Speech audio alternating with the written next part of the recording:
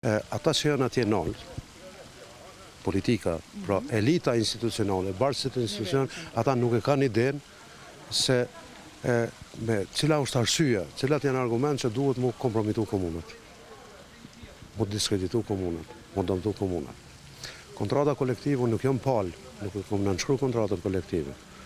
Qëse nuk e kam nënshkru, unë jam për zbatimin e kontratës kolektive. Po cila është arsye ata që nuk i gjenë do mjetë, me siguru budget për mbulimin e kontratës kolektive, edhe cila është arsyeja prapë që ata ju sulen komunave, për mi dëmtu pari parushëm edhe në strukturën budgetore, edhe në investime, edhe mi kompromitu para qytetarëve.